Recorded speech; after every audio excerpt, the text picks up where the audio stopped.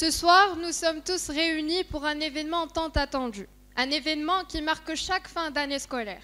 Celle que nous sommes sur le point de finir, ou plutôt celle que nous venons d'achever il y a peu, fut un sentier d'embûches, plein de fosses et de pierres.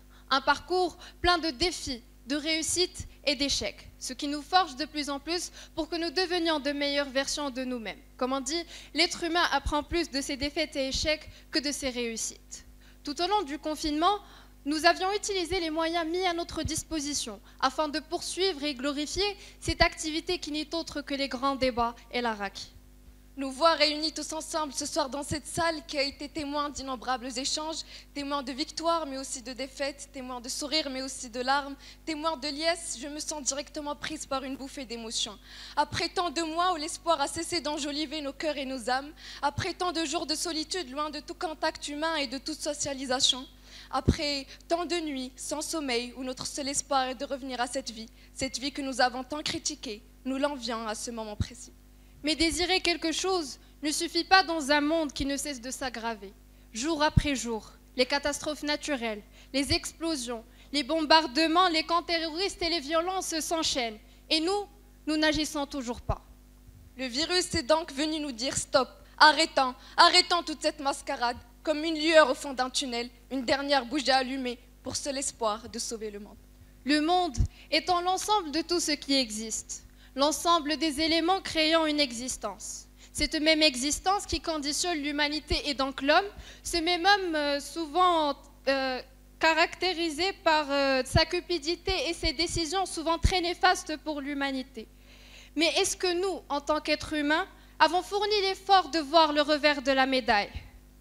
Avons-nous essayé de voir le bien dans le mal? Avons-nous raisonné de dire que l'homme peut causer ou non le mal de l'humanité et de son existence? C'est ce que nous allons découvrir durant ce merveilleux débat opposant les premières années sciences X4 et les sciences Math 3, dont le sujet est le suivant. Si le monde va mal, c'est que l'homme l'a décidé. Ceci dit, j'appelle sur scène l'unique, la seule Kautar Chibo, représentant de la première science X4. Merci Doha et Sarah pour cette magnifique présentation. Alors, c'est vrai que le contact avec ce pupitre et le fait de m'adresser à vous m'a beaucoup manqué, même si j'aurais préféré vous retrouver dans de meilleures conditions, mais on fait avec, comme on dit. C'est vrai que ça me procure un petit sentiment de nostalgie, puisque moi aussi j'ai été là à votre place, une élève de 2e année collège, en train de regarder une grande finale des grands débats El Araki et en train de rêver d'être à la place des débatteurs. Et me voilà aujourd'hui, une élève de terminale, en train de réaliser ce rêve qui me semble plus autant impossible. Et aussi j'en profite pour encourager les plus jeunes parmi nous aujourd'hui, ou ceux qui sont en train de nous regarder depuis le live Facebook, je vous encourage à participer à ce genre de compétition parce que vraiment, je sais que peut-être vous êtes en train de vous dire que c'est trop difficile, je suis trop timide, je ne peux pas le faire, mais non, je vous assure, vous pouvez le faire et vous allez le faire et ça va vous rapporter que du positif. Ceci dit, mesdames et messieurs, comme vous l'auriez bien deviné, le reste de mon discours va être spécialement réservé aux remerciements. Donc j'aimerais tout d'abord remercier mon très cher établissement et tout le corps administratif pour tous les efforts et tous les risques qu'ils prennent pour nous tous les jours. Donc vous pouvez vous applaudir. Cœur sur vous. Ensuite, j'aimerais remercier notre très cher professeur, Monsieur Chafi, et notre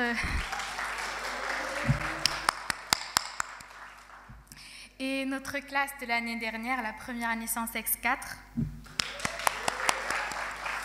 C'est vrai que ça me fait toujours bizarre de dire l'année dernière parce qu'il ne faut pas se mentir, elle fut très courte. Mais je vous remercie quand même d'avoir été nos premiers supporters, de nous avoir poussés à donner le meilleur de nous-mêmes à chaque fois pour vous rendre fiers. Donc merci à vous. Ensuite, et le meilleur pour la fin, j'aimerais remercier mon équipe, ou devrais-je dire ma famille à présent, parce qu'avec ces 3 personnes, j'ai vécu énormément de moments d'euphorie comme de stress derrière les coulisses, Je les remercie de m'avoir appris tant de choses, de m'avoir appris à travailler en groupe, à faire des concessions et de m'avoir inculqué, comme le dirait si bien mon très cher camarade Ali et Soleiman, l'esprit de la grinta. C'est vrai que vous m'avez donné d'inoubliables souvenirs et je vous remercie pour ça. Donc, sans plus tarder, j'appelle ma très chère camarade Hajar Aïtatosh. Ensuite, j'appelle mon très très cher camarade Soleiman Fergouche, ou devrais-je dire notre écrivain à la plume originale et innovatrice. D'ailleurs, j'en profite pour vous dire qu'il lui reste qu'un petit chapitre pour clôturer son recueil et éventuellement le publier. Donc, on est très fiers de lui.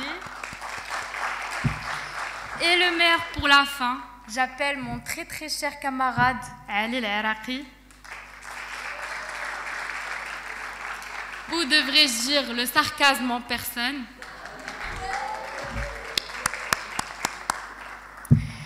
Et je vois que nous avons devant nous aujourd'hui une très bonne équipe. Donc, tout comme vous, j'ai hâte de voir comment ça va se passer par la suite. Donc, sans plus tarder, je vous laisse avec ma camarade Doha. Et merci. On te remercie, Kautar, pour ton magnifique discours. À mon tour d'appeler sur scène la représentante de la première année Sciences Maths 3 et donc l'équipe qui défendra le contre, Mademoiselle Rita Ramzi.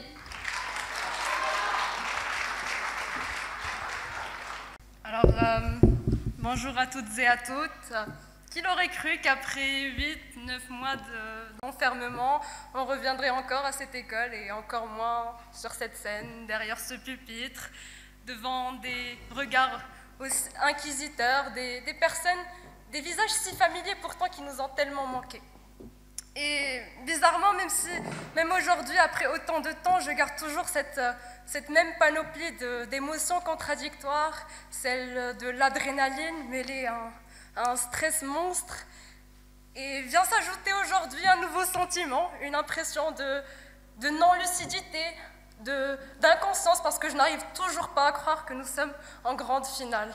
Parce que je vous avouerai que au début, je n'aurais pas misé un seul centime sur notre équipe. Alors, mais malheureusement, j'avais tort. Mais heureusement, plutôt, j'avais tort. Et ce que je m'apprête à vous dire, je sais que ça pourra paraître très répétitif, pardon, je n'arrive pas à articuler. Ça va vous paraître répétitif parce qu'il y a beaucoup de personnes qui le répètent, mais il faut savoir que je suis quelqu'un à la base qui est assez timide et assez réservé. Avant, j'avais beaucoup de mal à parler publiquement, autant librement. Alors c'est pour ça que je tiens à dire que je dois une énorme reconnaissance à notre très cher directeur, parce que aujourd'hui, j'arrive à parler librement et à exprimer mes idées et à défendre mes idées, tout simplement. Merci beaucoup.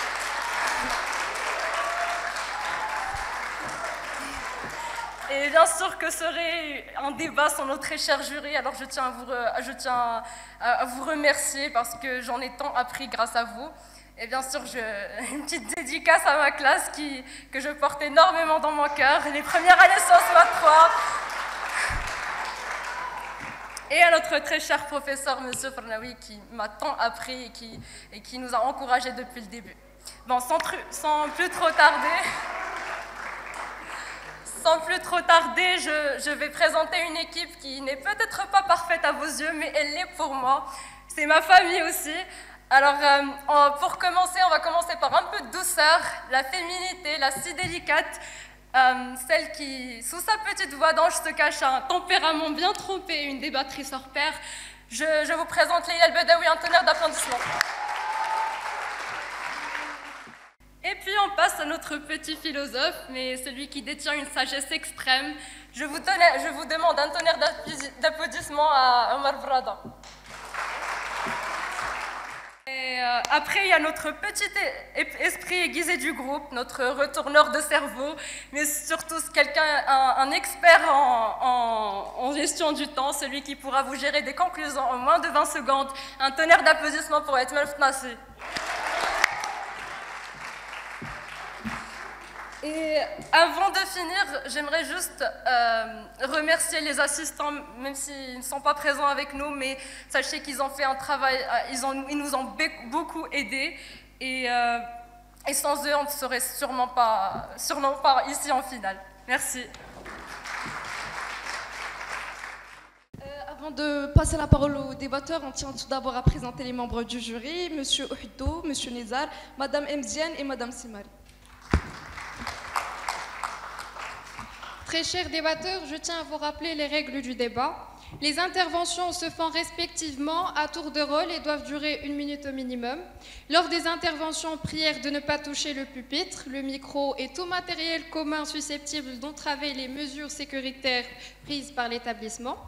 2 interventions successives de la même équipe ne doivent pas avoir lieu. Les interventions doivent être faites de manière correcte, évitant toute vulgarité, sarcasme déplacé ou autre forme d'irrespect. Pour que le débat puisse exister entre les 2 équipes, celles-ci doivent faire plus que 4 interventions chacune.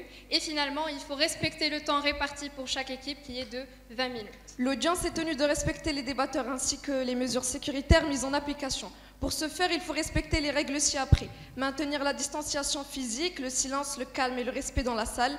Garder son masque en tout temps. N'applaudir qu'à la fin de chaque intervention de manière courtoise et en évitant les sifflements, les hurlements et toute autre forme d'irrespect. Ne pas monter sur scène à la fin du débat et interdiction d'utiliser les téléphones portables. À présent, j'appelle sur scène Monsieur le directeur pour tirer au sort l'équipe qui débutera le débat.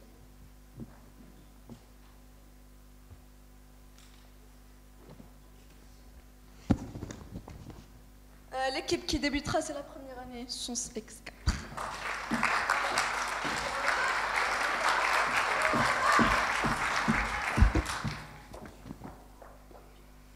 Mesdames, Messieurs, par cette belle journée ensoleillée à la prison X, aussi paradoxal que cette affirmation puisse sembler sonner, une détenue se fait accompagner au palais de justice pour son ultime jugement.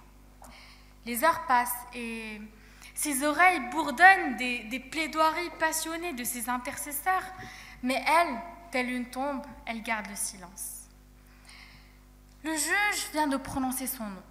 Le tribunal doit donc statuer sur le sort de Madame Humanité, accusée de xénophobie, hiérarchisation, essentialisation, racisme. Ainsi, nous assistons au procès de Madame Humanité qui, depuis sa naissance, s'est prouvée coupable devant tous les crimes pour lesquels elle est jugée aujourd'hui. Lorsqu'elle nous a donné naissance, elle nous a inscrits dans un tissu de relations humaines, nous constituant à la fois comme un individu singulier, mais aussi comme membre d'une communauté. Cette communauté se distingue à travers plusieurs échelles, telles notre regroupement famille, notre appartenance à une ethnie, cette ethnie vivant au sein d'un village, d'une ville, localisée dans une région, se trouvant dans un pays, le tout constituant le monde dans lequel nous sommes appelés à cohabiter. L'homme et le monde, quelle prétention! Ce minuscule et unissant 2 réalités parfaitement incommensurables. Comment penser dans une même phrase la force et l'infinité du monde et la minuscule créature humaine qui, malgré le fait que la science naissante ne fait que de lui rappeler sa petitesse, a réussi à tout chambouler dans un laps de temps incroyablement court. Mesdames et messieurs, bonsoir. Le débat d'aujourd'hui est très important. Pas seulement parce que c'est la grande finale, non, mais encore plus important que cela, parce que par son sujet, il va nous permettre de briser cette folle tornade d'illusions et d'obligations qui nous empêchait jusqu'à maintenant à tourner les yeux vers le ciel. Mesdames et messieurs, nous sommes obligés de faire pause pour que je puisse faire passer cette annonce incroyablement importante. Le monde va mal. Tous ces incendies qui ont eu lieu ces dernières années ont plongé les poumons de la Terre en flammes. Mais bien sûr, ça n'a pas empêché Madame Humanité, ni la fin des icebergs, ni la réalisation qu'elle est la seule coupable d'une 6e extinction de masse. Mais Madame Humanité ne m'écoute pas. Il est difficile d'écouter lorsque nous sommes trop occupés à grimper les escaliers pour atteindre le maximum de notre propre confort personnel. Mais vous savez quoi? Mes camarades et moi, nous l'aiderons. Nous apporterons toutes ces tornades ardentes à son corps. Nous plongerons ses poumons dans du feu. Nous l'isolerons tel un ours polaire en pleine mer. Madame Humanité, pouvez-vous nous écouter maintenant? J'espère que vous réalisez que vos avocats ici présents ne vont pas vous sauver de votre destinée, qui n'est rien d'autre qu'une fin plus que sûre. Oh, mais Madame Humanité, je vous en prie, ne pleurez pas. Vous l'avez fait par vous-même. Comment et pourquoi, c'est ce que nous allons découvrir tout au long de ce débat. Merci.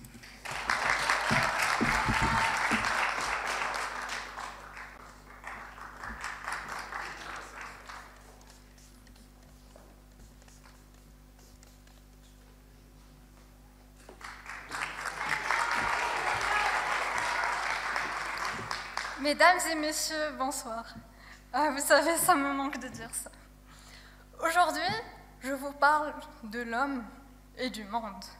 Mais quelle prétention, comme l'a si bien dit Kautal, de réalité incommensurable.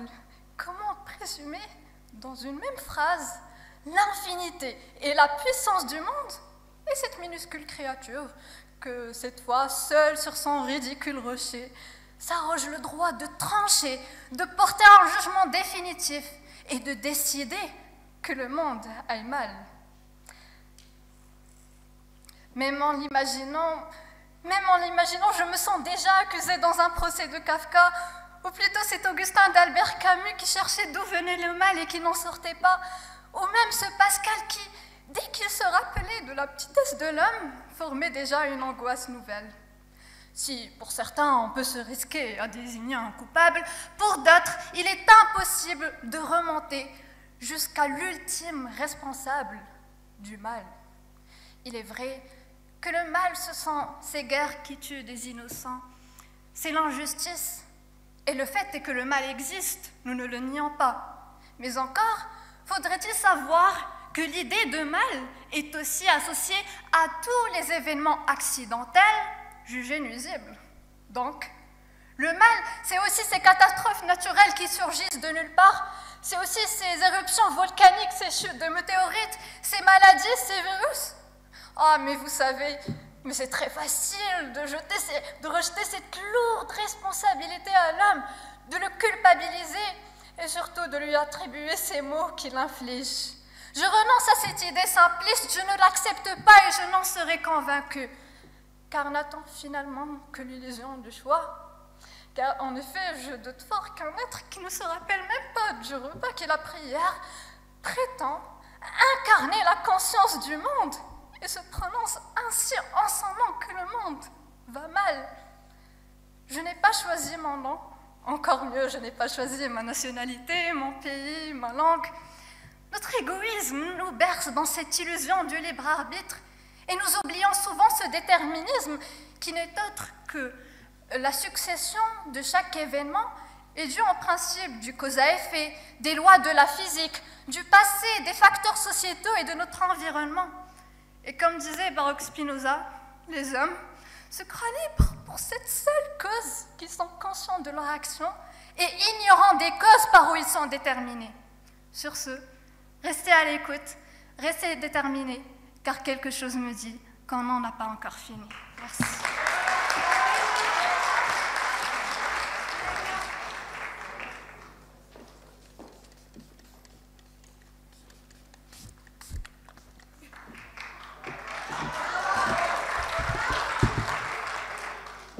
Chateaubriand l'a dit auparavant, et je vous le rappelle maintenant. Les forêts précèdent les hommes, les déserts les suivent. Afin de rentrer dans le vif du sujet, il faut d'abord préciser la relation entre ses principaux composants, à savoir le monde et l'homme. En effet, la relation qui les unit est celle du dominant et dominé, exploiteur et exploité, destructeur et détruit. Car oui, depuis son arrivée sur Terre, l'homme a ravagé bien des choses. En premier lieu, pour sa survie, il a chassé les animaux pour se nourrir, découpé les arbres et utilisé le bois pour se réchauffer, les grandes feuilles pour se couvrir et j'en passe. Aujourd'hui, ce n'est plus question de survie, mais bien de prospérité et de luxe. Nous sommes en train d'expander nos bâtiments au détriment des forêts et des espaces verts. Nous polluons l'air et l'eau à cause des usines et des fumées de voitures. Nous épuisons les réserves de ressources naturelles en faveur de l'économie. Nous épuisons les réserves des ressources naturelles en faveur de l'économie. En gros, nous sommes en train de détruire l'écosystème et l'équilibre terrestre pour assouvir non seulement nos besoins, mais également nos caprices. Concrètement, sans intervention humaine, un total de 9 espèces auraient disparu depuis 1900. Mais selon une étude scientifique, a recensé pas moins de 477 disparitions d'espèces depuis le début du XXe siècle. On y retrouve 158 espèces de poissons, 146 espèces d'amphibiens, 80 espèces d'oiseaux et 69 espèces de mammifères. Selon la même étude, qui d'ailleurs souligne que si le taux naturel d'extinction prévalait, il aurait fallu plusieurs millénaires pour voir disparaître autant d'espèces. On se demande souvent où va le monde. Eh bien, le monde va là où l'homme le décide. Et oui, si le monde va mal aujourd'hui, c'est parce que l'homme l'a décidé. Simple comme bonjour. À ce titre, bonsoir chère audience. Mes camarades et moi sommes on ne peut plus heureux et fiers de se présenter devant vous pour débattre d'un sujet qui nous met face à nous-mêmes, à notre existence, face à nos erreurs et notre égoïsme, sans faille ni limite. Chers opposants, ne vous inquiétez surtout pas, je ne vous oublie pas.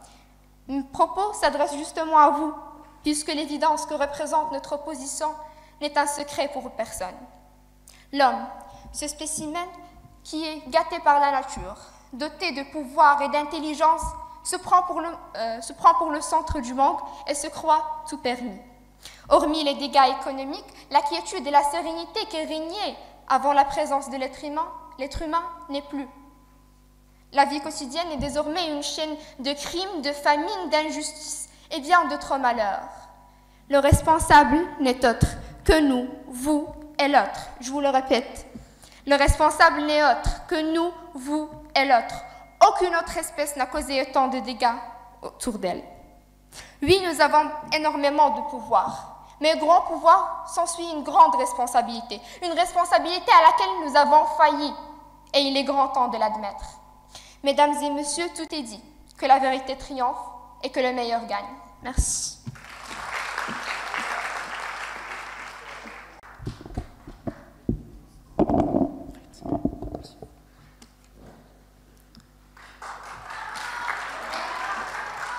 Chers opposants, vous tentez de nous contredire et en faisant cela, vous nous accusez implicitement du double discours. Alors, permettez-moi de vous dire que nous ne sommes pas responsables de votre double audition. Nous ne sommes pas responsables de vos diverses interprétations de nos propos. Nous sommes responsables de notre discours. Chers opposants, je vous ai entendu, je vous ai compris. Et maintenant, je vais vous répondre. Parce que chez nous, mes camarades et moi, le fait de vouloir comprendre prime sur le fait de vouloir répondre. Et c'est ce qui ne s'applique malheureusement pas chez vous, d'où votre infirmité communicative. Chère audience, honorable jury, le monde va mal. C'est triste, non? Mais qu'est-ce que le monde? Le monde est, selon le dictionnaire Larousse, j'invente rien, est l'ensemble de tout ce qui existe. Cela englobe la Terre, tout ce qui orbite autour de la Terre, tout ce qui se trouve à proximité de la Terre, la Voie lactée, bref, l'univers. Juste pour vous montrer l'immensité de la chose. L'homme, cette espèce insignifiante, occupe une place infiniment petite dans un univers infiniment grand. Donc, comment pouvez-vous nous dire, chers opposants, avec la grandeur et la rationalité de votre esprit, qu'une espèce de grandeur inestimable peut être la source dont est mal le mal? Excusez-moi, mais c'est comme si vous êtes en train de nous dire que cette espèce insignifiante occupe une place... C'est comme si vous êtes en train de nous dire que cette espèce insignifiante a un impact signifiant dans un univers énorme. Excusez-moi, mais c'est antinomique, c'est contradictoire et ça s'oppose à toute logique. Et ensuite, qui vous garantit que l'homme, qui n'est rien d'autre qu'une goutte perdue dans un océan si vaste que l'on puisse imaginer, n'a pas tort? Que ces définitions qu'on a entreprises du mal avec notre petite cervelle humaine n'est pas tout à fait erronée. Que le mal terrestre n'est à vrai dire qu'un bien universel. Chers opposants, vous savez, par devoir de vérité, je vais vous dire une chose. Vous pouvez avoir raison. Vraiment, vous pouvez avoir raison. Mais le pourcentage de votre véracité, il tend vers 0. Il est exactement, scientifiquement parlant, égal à la dimension de la Terre par rapport à l'univers. C'est peu, c'est vraiment peu. Donc, votre cheminement de pensée est majoritairement erroné. Et quand on a une position qui est majoritairement erronée, alors là, ça devrait être ignoré. D'accord, il me reste encore plus de temps, donc plus de temps pour vous convaincre. Avant même la naissance de l'homme, qui selon vous est l'origine primaire du mal, l'histoire de la Terre était jalonnée par de grands épisodes catastrophiques. Des basculements chimiques majeurs, comme par exemple la grande oxydation, des extinctions massives, comme par exemple l'extinction permienne, l'extinction des dinosaures, et j'en passe. Ce qui fait, le mal était existant depuis la nuit des temps. L'homme, le pauvre, n'est qu'une victime d'un mal d'ores et déjà présent. Et pour conclure mon intervention, j'aimerais moi, bien sûr simple et humble disciple, j'aimerais ajouter mon avis à celui du grand philosophe Baudelaire dans les Fleurs du mal, qui avait dit « Il faut savoir extraire le bien du mal ». Je lui ajouterai qu'il faut savoir extraire le bien du mal, sinon s'extraire. Merci beaucoup.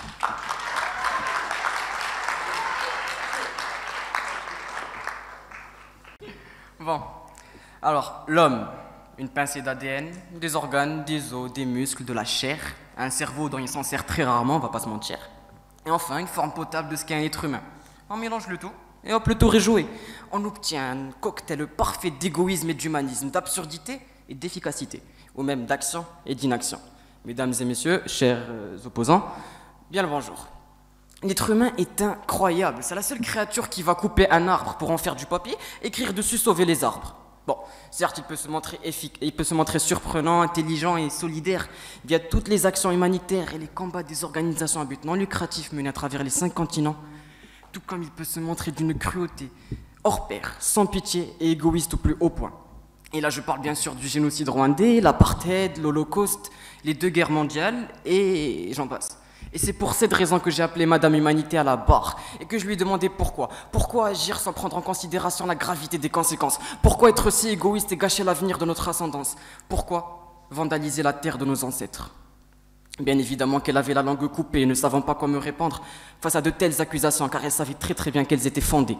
Mais ce qu'elle ne savait pas, en revanche, c'est que nous sommes nos choix, captifs de notre identité, enfermés dans la prison de notre propre création, celle de la tyrannie, de la bestialité, de la barbarie humaine.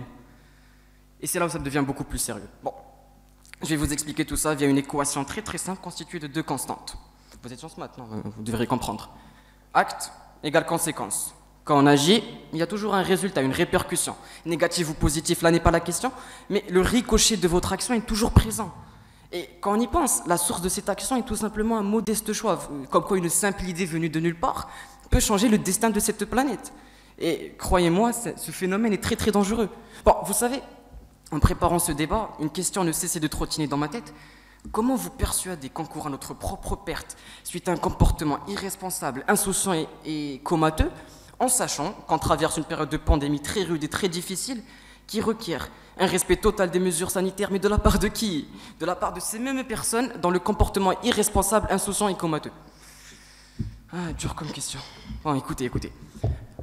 Il ne faut pas être un génie pour comprendre que toutes les impasses que le monde a connues jusqu'au jour d'aujourd'hui ne sont que l'authentique résultat de moult décisions irréfléchies dont les conséquences ont été prises à la légère.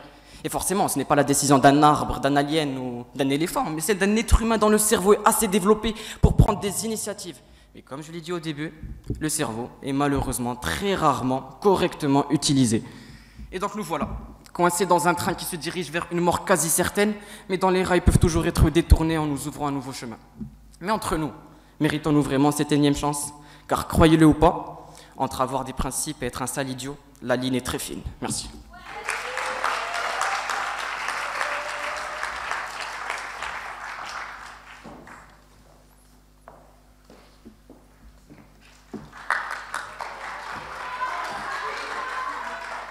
Très chère audience, membres du jury, opposants.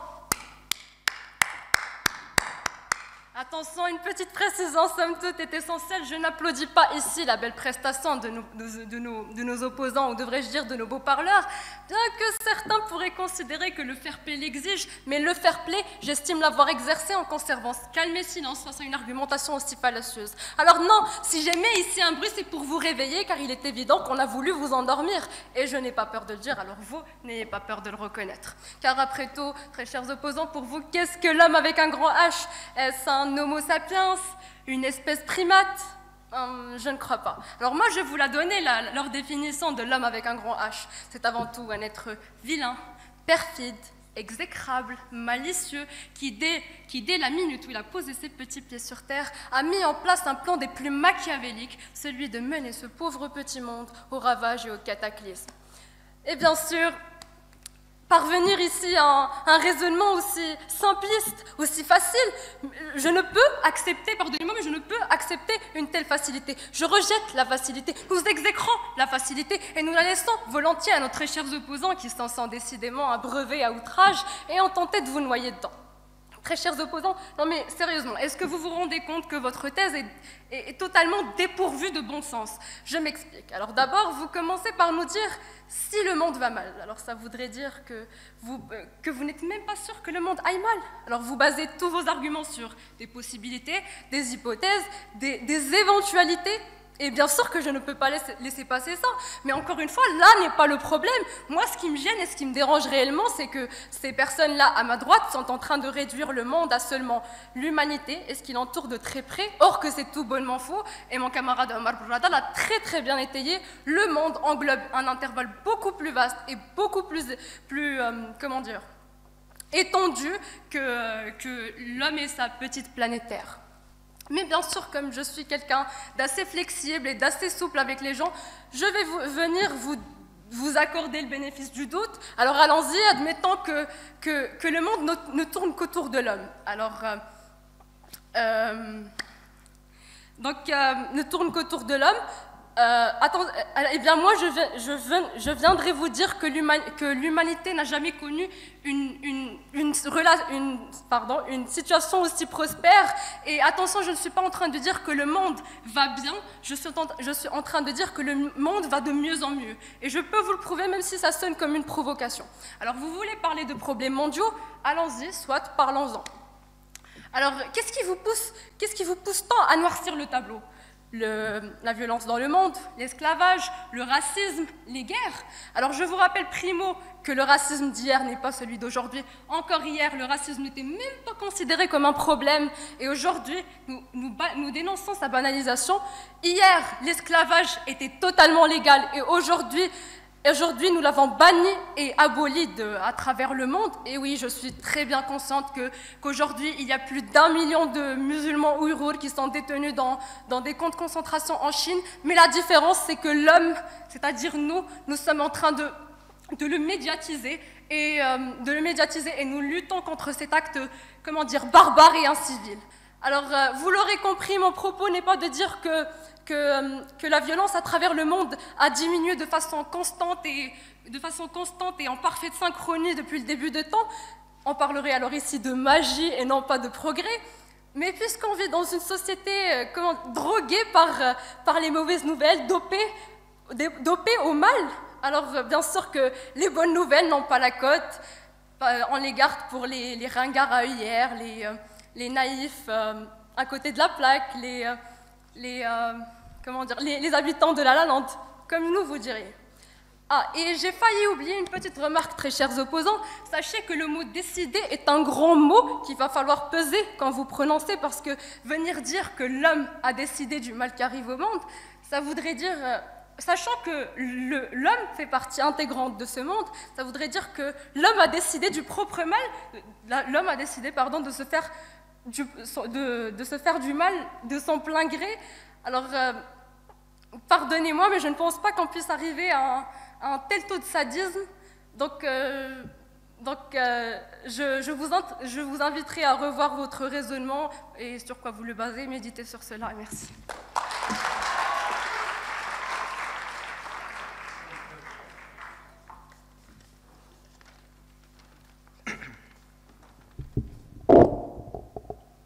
d'abord, j'aimerais juste préciser une chose.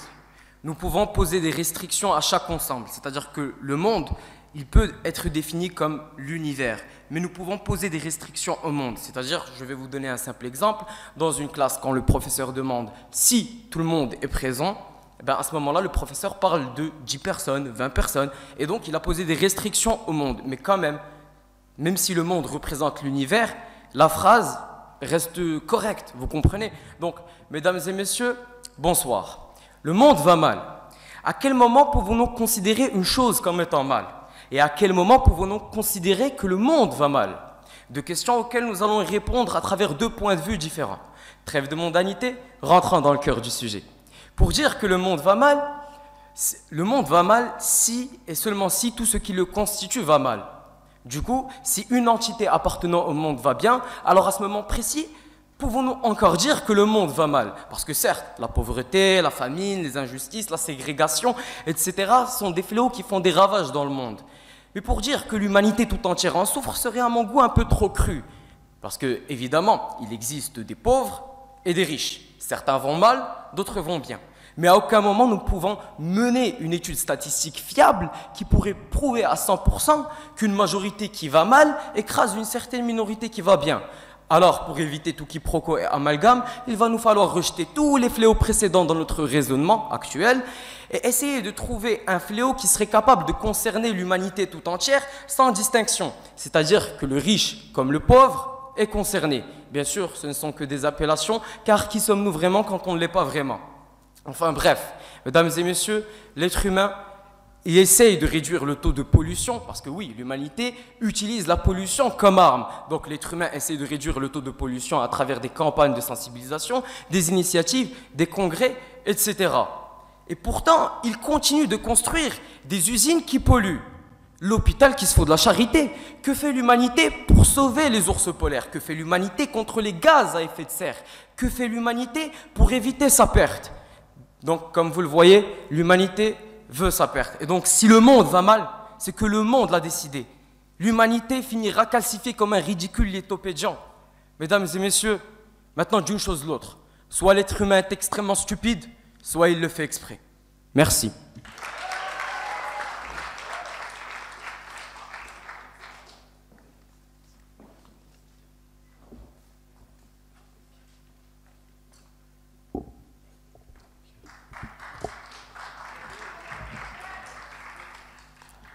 Ah là là là là là. Je vais essayer d'être le plus calme possible durant mes interventions, d'être le plus simpliste possible, vu que vous êtes des sciences physiques, n'est-ce pas, monsieur Larry? Mon cher Suleiman, je comprends ce que tu as essayé de faire. Tu as essayé d'induire en erreur toute cette belle assemblée. Une assemblée constituée de personnes qui savent raisonner et qui ne vont pas se laisser prendre au piège. Il faut que vous sachiez une chose, l'exemple qu'il vous a donné, en disant que quand un professeur dit si tout le monde est là, c'est qu'il veut dire si 20, 25, 30 ou bien même une dizaine de personnes sont là, est complètement faux, vu que là, c'est nullement comparable. Nous parlons de si le monde va mal. S'il vous plaît, on vous a dit à 2 reprises, le monde veut dire tout l'univers, la Voie lactée, etc., et non pas 10 personnes. Donc non, ce que vous avez dit, M. Suleiman, est tout bonnement faux et fallacieux. Durant ces 24 minutes de débat, je n'ai cessé de ressentir tout un tremplin d'émotions. Vous avez d'une part une certaine gaieté, un certain amusement, et d'une autre part un désarroi et une grande déception. Bon, je vais commencer par l'amusement pour débuter en de bons termes. C'est vrai, je jubile d'avance à l'idée de me tenir derrière ce pupitre, de débattre, etc., etc. C'est la finale. Vous connaissez le speech habituel que je vais vous épargner. Non, moi ce qui m'intéresse, c'est d'aller aux faits. Je vais vous dire la réelle raison de mon amusement et de cette joie qui me turlupine quelque peu. J'avais préparé, ou plutôt pour commencer, il y avait des monstres qui étaient en train de me poursuivre. Je suis en train d'être poursuivi par mes monstres et par mes anciens démons qui me disent « Othman, on sait que tu as préparé ton intervention, mais tu sais quoi, jette-la par-dessus la fenêtre. Othman, tu ne peux laisser ces personnes-là gangréner les têtes de cette audience par des idées aussi fallacieuses et peu judicieuses. Maintenant, je pense que je vais y capituler, et pour en arriver à la deuxième émotion que j'ai ressentie, qui n'est autre que le désarroi et la déception, je me dis que Malheureusement, même dans une grande finale, des grands débats El Araki, on peut quand même tomber de haut. Je vous l'ai dit, chers opposants, je tombe de haut, car je pense que j'ai surestimé votre capacité à nous pondre, plutôt à nous délivrer, une bonne stratégie argumentative. Une stratégie argumentative pleine de bonne foi, pleine d'honnêteté et dénuée de toute malhonnêteté intellectuelle. Vous ressentez que je suis en train de monter en émotion et de monter d'un cran, et vous vous dites pourquoi est-ce que dès le début de ton intervention, tu tiens des propos qui peuvent paraître si choquants, si brutals, si percutants. Mais dites-moi, comment est-ce que je pourrais rester calme et rester silencieux, et de surcroît de marbre, demeurer de marbre plutôt, alors que j'ai élucidé tout le mystère qui régnait derrière leur intervention. J'ai percé à jour toute la mascarade intellectuelle qu'ils ont mis en place pour vous plonger dans un certain nom. Que dis-je? Pour nous plonger tous ensemble dans un certain obscurantisme, chose que je ne peux tolérer. La lumière est là. Nous allons comprendre ce qu'ils ont fait. Ils ont pris la partie qu'ils jugeaient plus intéressante pour eux, je dirais à juste titre, qui n'est autre que si l'homme l'a décidé, d'accord? Mais ils sont tombés dans ce que l'on appelle, je ne sais pas si ça a été prémédité ou non, ils sont tombés dans ce que l'on appelle le biais de confirmation, c'est-à-dire qu'ils ont totalement, à l'exception de M. Fergouche, totalement oublié la première moitié pour n'en parler que de la deuxième. Si le monde va mal, on remarque deux choses. Le fait que la phrase est tournée au présent, et la deuxième chose, le mal. Mais qu'est-ce que le mal et le bien si ce n'est des notions soumises à une morale, ou plutôt cette même morale qui est malléable et qui change d'après les temps, et d'après les temps, les époques et les lieux. Et si l'on comparait, ou plutôt pour juger et jauger si quelque chose est mal, ou bonne, ou bien louable, plusieurs personnes et plusieurs scientifiques et philosophes plutôt, s'accordent à dire que l'on doit le comparer. Et si l'on comparait notre situation actuelle à celle d'il y a 100 ans, le taux de natalité est par-dessus le plafond, le taux de mortalité infantile est en train de dégringoler, l'indice de développement humain et le niveau socio-économique de plusieurs pays ne fait qu'augmenter, et cela massivement, mais malgré tout cela, vous vous accordez à dire que notre monde est le pire qui n'ait jamais existé. Maintenant, il ne faut pas que vous vous mépreniez à mon sujet et à mon égard. Je ne suis pas en train d'essayer de vous mener dans une utopie, dans un conte de rêve plein de fantasmagories. Non. Mais on pourrait même dire, sans vouloir tomber dans un fatalisme, que la mort est notre raison de vivre. Mais nous pensons que nous sommes libres. Nous pensons que nous nous sommes émancipés de nos pulsions les plus viscérales et de nos instincts les plus sombres. L'homme, à travers toutes les époques, n'a cherché qu'à faire du bien. Nous sommes à l'instar d'un poumon dans un fumoir qui respire du bien, mais ne trouve que du mal tout autour. Nos rêves à portée de main, mais nous l'avons sur le cœur. Nous ne pouvons tendre le bras. Merci.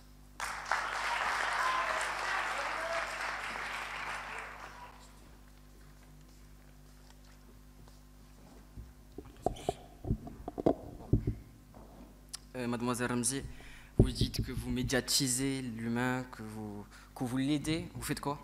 Mettre des stories sur Instagram, mettre la photo de profil en noir ou en bleu ciel? Ouais, c'est sympa. Super l'implication. Bref, bonjour à vous, chers bipèdes. Avez-vous déjà vu un écosystème? Non? Bon, pour faire simple, c'est l'ensemble des interactions réalisées par des individus de mêmes espèces ou non, pour que tout le monde puisse vivre dans la joie et la bonne humeur.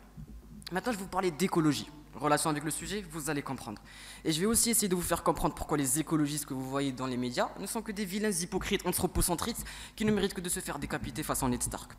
Bon, vous savez que je vois une haine viscérale envers les anthropocentristes, donc ceux qui considèrent l'humanité au centre de tout, parce que c'est faux et ça conduit tout le temps à des erreurs grossières du genre « Oh, Dieu a créé le monde pour l'homme, Dieu a fait l'homme à son image, oh mon Dieu, que nous sommes beaux et forts, et patati et patata ». Qu'on soit clair, l'homme ne détruira pas la planète. L'homme n'est que de passage sur Terre, ce n'est pas l'être vivant ultime qui survivra toujours, c'est pas Deadpool.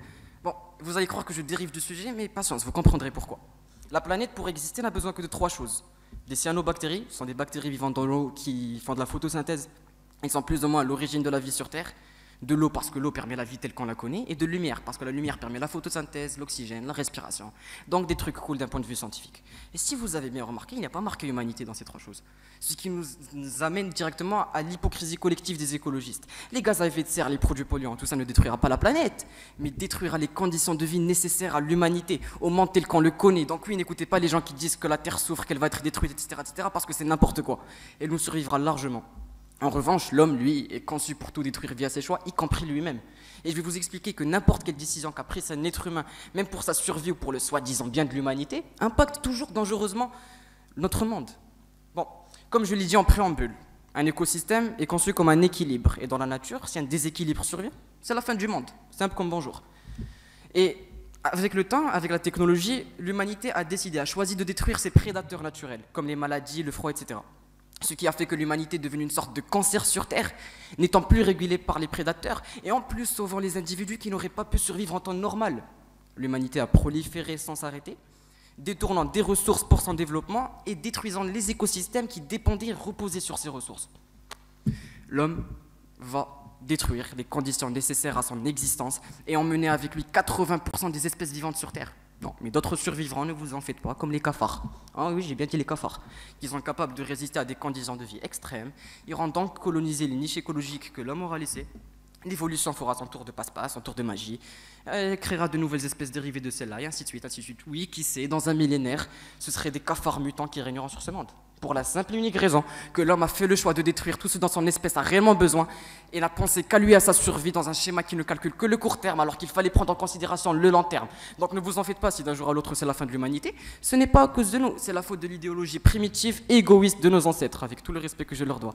En soi, on ne peut pas leur en vouloir, mais ça reste quand même des choix qu'ils ont pris et dont on doit assumer les conséquences. Ce que voulait la populace plus que tout était d'accéder à l'histoire, quitte à atteindre l'autodestruction. Eh bien, bravo. Mission accomplie, l'histoire est écrite, mais aussitôt écrite, aussitôt détruite. Écoutez, je vais vous dire une phrase qui pourrait vous aider à vous forger à votre propre avis. L'humanité est le bras armé de la planète, et ce bras armé sera joué à la roulette russe. Pensez-y, et merci.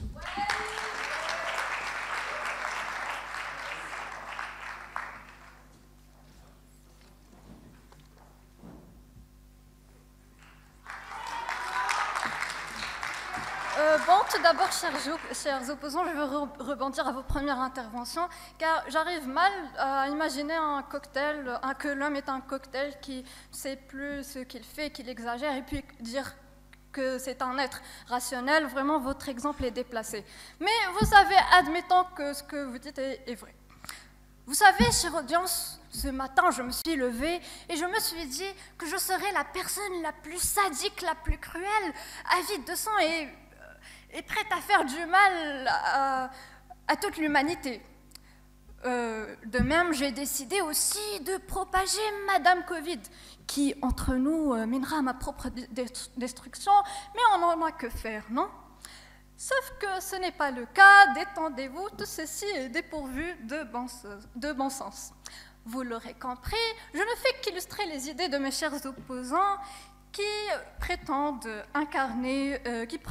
plutôt jouer la carte du réel et du concret. Ce que je veux dire, pour revenir aux faits, c'est que, comme l'a dit Socrate, nul n'est volontairement pervers, que ce n'est finalement qu'une répercussion et que l'enfer est pavé de bonne volonté. Ajoutons à cela que l'homme est la mesure de toute chose, que le mal est relatif,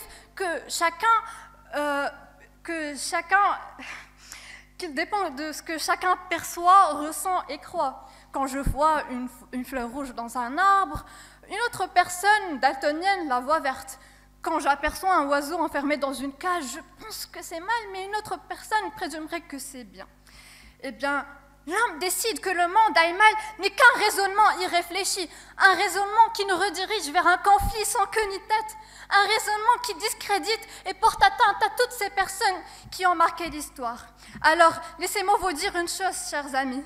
Le soleil se lève encore, la terre tourne encore sur elle-même, vos yeux brillent de mille feux et vos sourires derrière vos masques acceptent les déceptions passagères et conservent l'espoir pour l'éternité. Voici les seuls arguments dont j'ai besoin pour vous dire que nos décisions n'éteindront pas le soleil et ne changeront pas la course des planètes. Merci.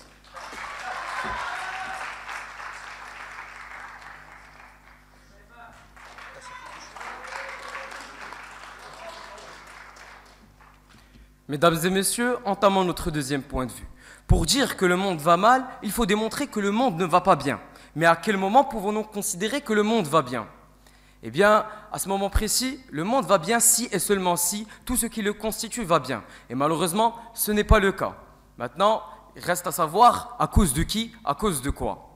À ce moment précis, nous pouvons parler de fléaux comme la famine en Afrique, le conflit israélo-palestinien, des génocides comme celui qu'a connu le Rwanda, du coup d'État mené au Kirghizistan en 2020, et j'en passe. Comme vous voyez, l'être humain ne cesse de propager autour de lui qu'agonie et destruction.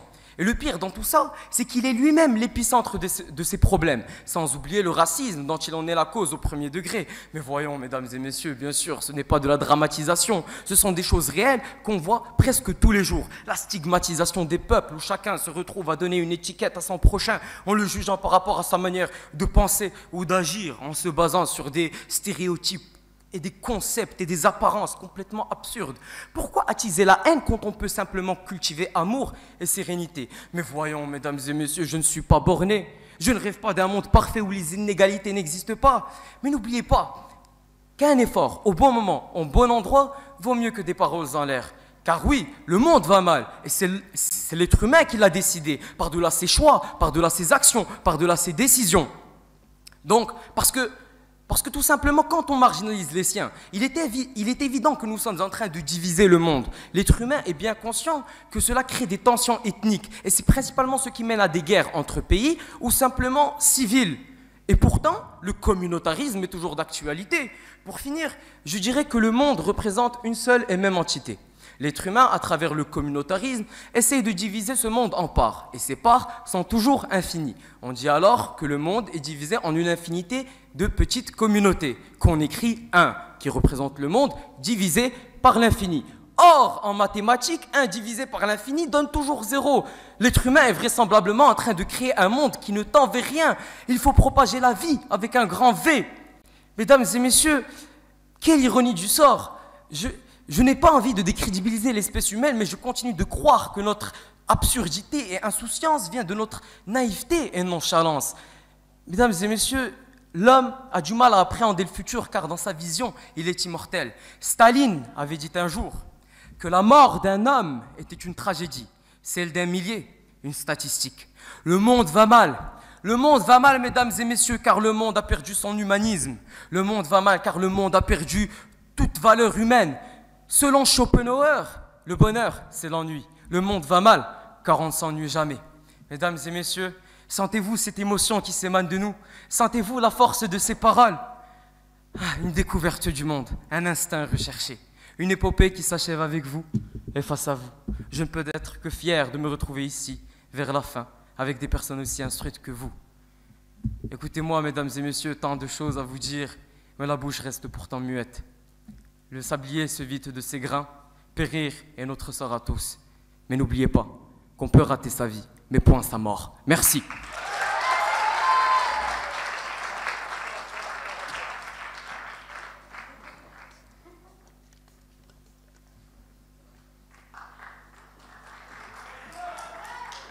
Quelle vie vit-on quand on n'a pas la vie qu'on veut? Qui sommes-nous quand on ne peut être que ce que l'on peut? Y a-t-il une médecine, une science pour ce que l'on rejette? Y a-t-il une vitrine, une fente ou un bout de fenêtre? Toutes ces questions qui ne cessent de gangréner mon esprit et mes idées, et à laquelle je n'aurai peut-être jamais la réponse. Mais cependant, il y a une chose qui demeure sûre et certaine, c'est que il est vraiment peu judicieux d'attribuer tous les malheurs du monde comme étant une conséquence sine qua non à une certaine bêtise humaine. Vous savez, je vais être franc avec vous et intimiste avec vous. J'ai rêvé du jour, tel Nelson Mandela, j'ai rêvé du jour où l'on comprendra tous, où l'on devra tous arrêter de nous voiler la face. Car là où l'humain passe, les malheurs trépassent. Merci.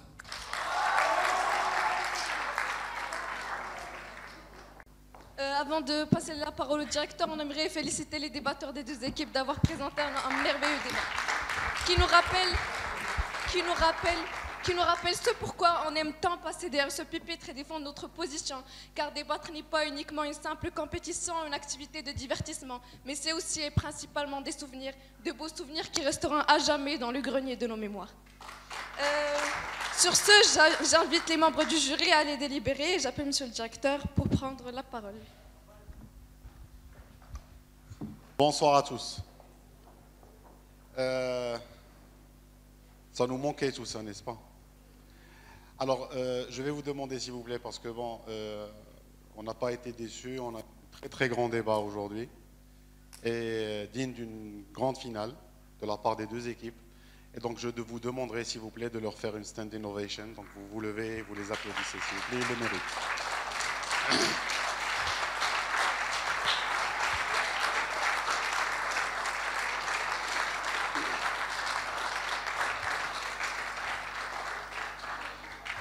Alors, bon,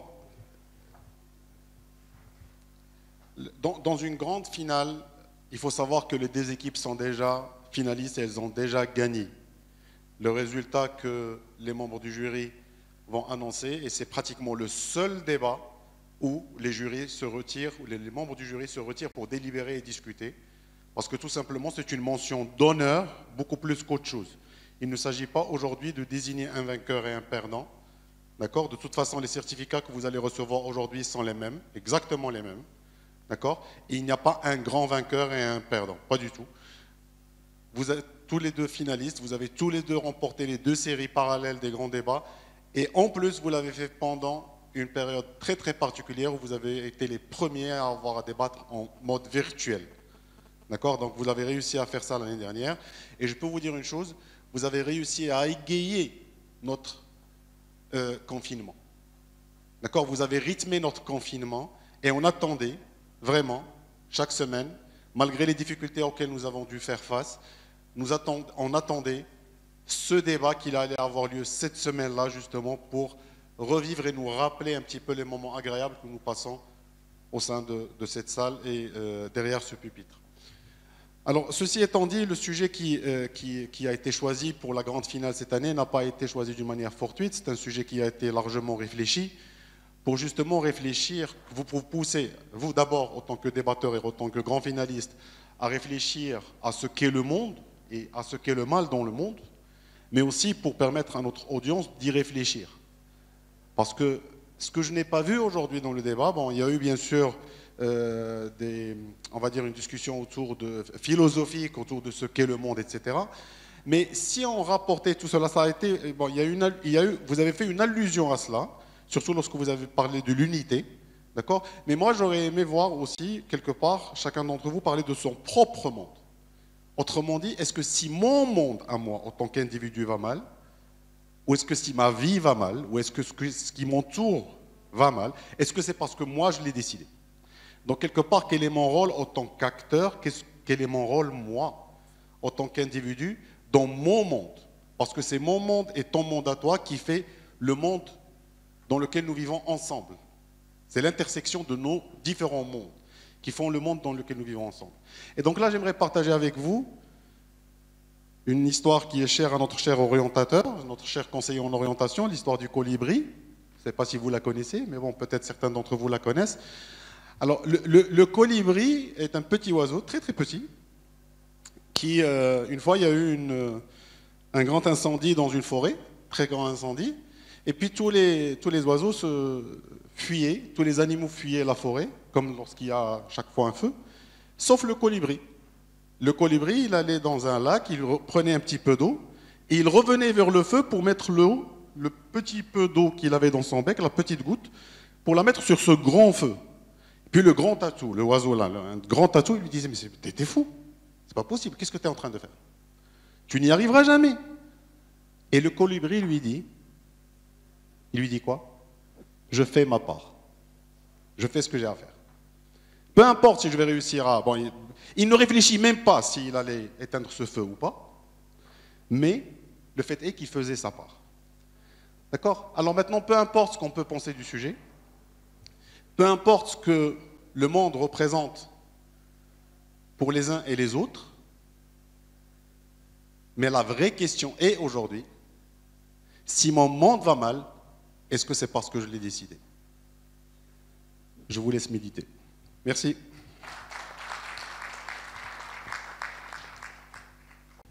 Il y a les anciens qui sont là, peut-être qui voudraient prendre la parole.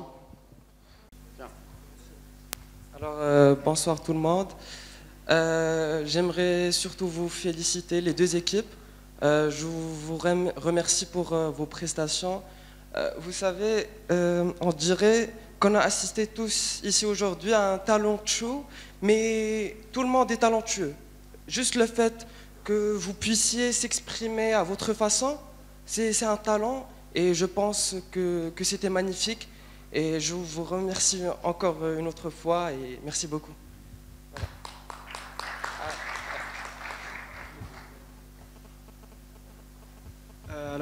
Bonsoir à tous. Je rejoins ce qu'a dit Amine, vraiment.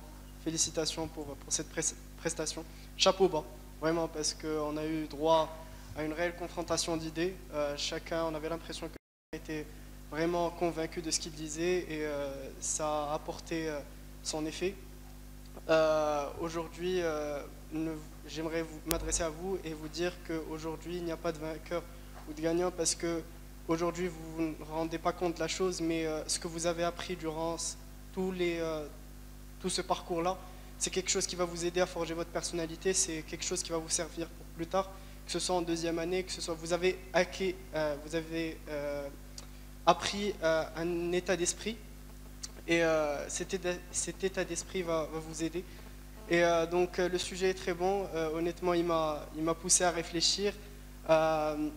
J'aimerais cependant rebondir sur certains points, sur le fait que, par exemple, sur Instagram, la médiatisation qui se fait aujourd'hui par rapport aux pages bleues, etc., c'est la meilleure façon pour nous d'aider.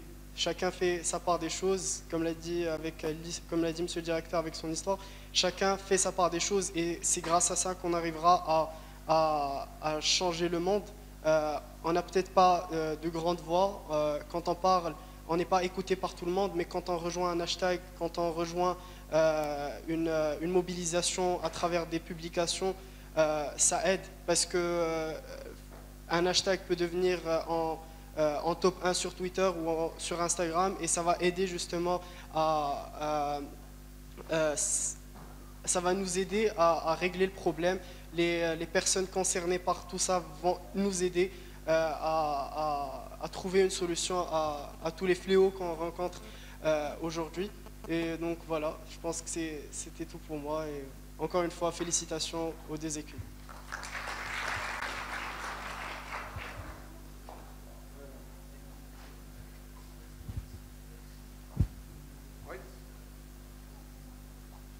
Avant de te donner la parole, je ne peux pas ne pas rebondir sur ce que vient de dire notre camarade. Au fait, Ali, il faut faire très attention aussi aux hashtags et à ce que vous partagez sur Twitter, Instagram et tout ça. Et faire surtout attention à ne pas être des suiveurs, de simples suiveurs. C'est-à-dire, si vous voulez défendre une idée, tu as parlé des carrés bleus, etc., pour faire allusion au Yoringa en Chine, il faut faire très attention. Parfois, c'est très instrumentalisé tout ça. Et donc, il faut vraiment faire très attention. Quand vous défendez en cause, assurez-vous que vous y croyez vraiment. Et pas que vous êtes tout simplement en train de suivre une tendance, parce que des tendances apparaissent et disparaissent. Et l'audience que nous représentons peut être tout simplement instrumentalisée à des fins que nous ne connaissons pas nécessairement. Donc, essayez toujours de chercher l'histoire derrière. Qu'est-ce qui se passe? D'accord? Parce que parfois, on nous sert juste une seule version et on n'a pas nécessairement l'autre version. Avec un tout petit peu de recherche et un petit peu d'effort, on peut avoir aussi l'autre version et on peut voir un petit peu ce qui se passe. Mais il faut vraiment croire en une chose avant de commencer à la défendre. Sinon, on est tout simplement instrumentalisé et ça, c'est encore plus dangereux. Voilà.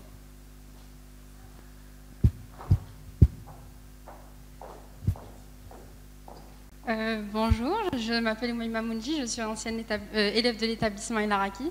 Je voudrais remercier Ali de m'avoir invité au débat. Ça a été un grand honneur et grand plaisir d'être de retour parmi vous. J'ai assisté à un débat extraordinaire, magnifique, de jolis textes, bien écrits, bien interprétés aussi. Un sujet qui est très pertinent. Je pense que vous ne vous rendez pas compte de la chance que vous avez de débattre aujourd'hui. Je ne connaissais pas la valeur des débats quand j'étais à l'établissement, mais une fois que je suis sortie de l'établissement, je me suis rendu compte de la valeur de tout ce que j'ai fait ici. Et au jour d'aujourd'hui, je suis fière quand on me demande qu'est-ce que je fais dans la vie, de dire je suis ancienne élève de l'établissement El Araki. Je ne dis jamais que je suis étudiante en médecine, mais je dis d'abord que je suis ancienne élève de l'établissement El Araki.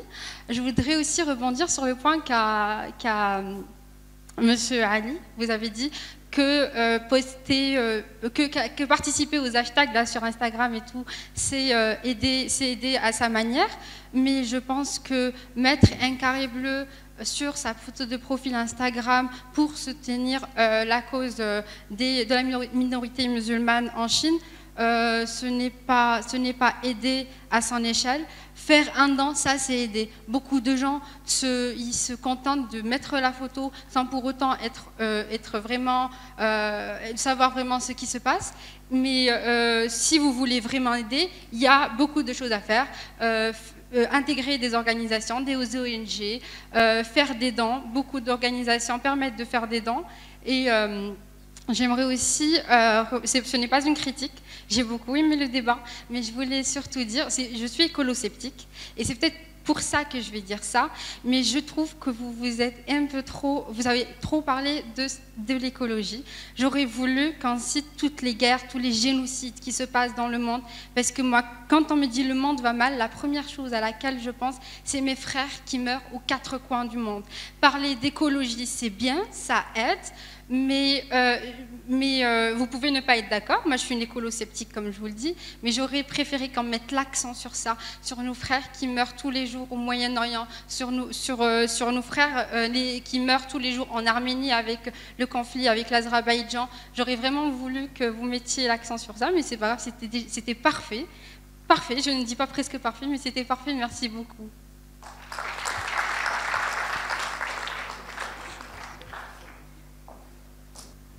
Avant d'annoncer les gagnants, j'aimerais appeler sur scène une personne qui a travaillé dur pour forger les débatteurs que nous sommes, une personne que nous respectons tous de par son sérieux, sa bonne humeur et sa joie de vivre, une personne dont j'ai appris énormément en tant qu'élève, mais aussi en tant qu'individu. Mesdames et messieurs, veuillez accueillir chaleureusement sur scène Monsieur Nezar Talal.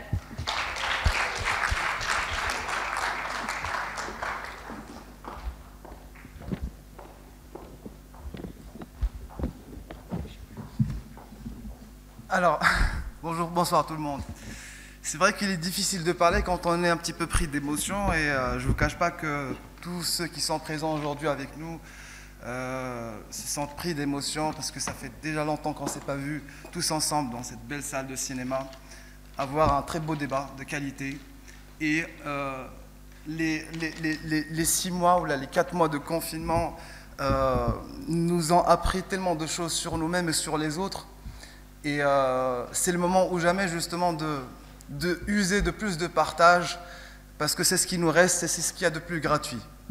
Je tiens à remercier les deux équipes de par la qualité de la prestation dont ils ont fait preuve, leur sérieux et leur magnifique humeur parce que c'est vrai que vous êtes des opposants mais avant tout vous êtes des camarades et vous ne nous avez pas privé de beaucoup d'émotions au début de ces débats.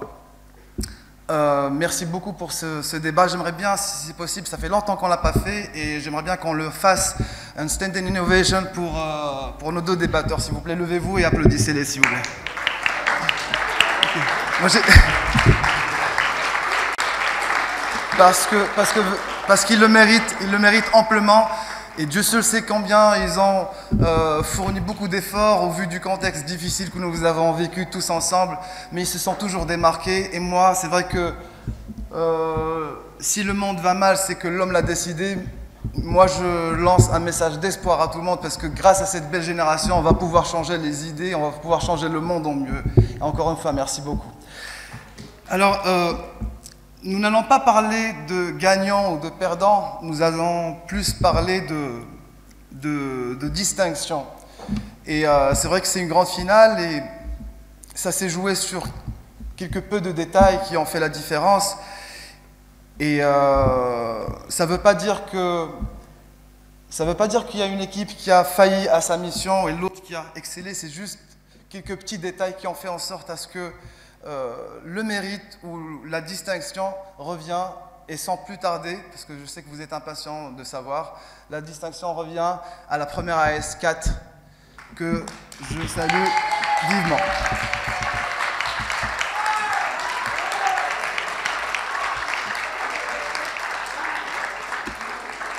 Et je réitère mes encouragements à la première année Sciences Maths 3 qui ont fait un travail excellent aussi. Merci beaucoup, bonne journée à vous. Oui. Excusez-moi, j'ai oublié le plus important. Je remercie beaucoup les présentatrices de ce débat parce qu'elles nous ont fait part d'une excellente présentation. Salah Qabil Haq et Doha Raddad. Deux excellents élèves qui nous ont fait part d'une excellente et agréable présentation. Merci beaucoup.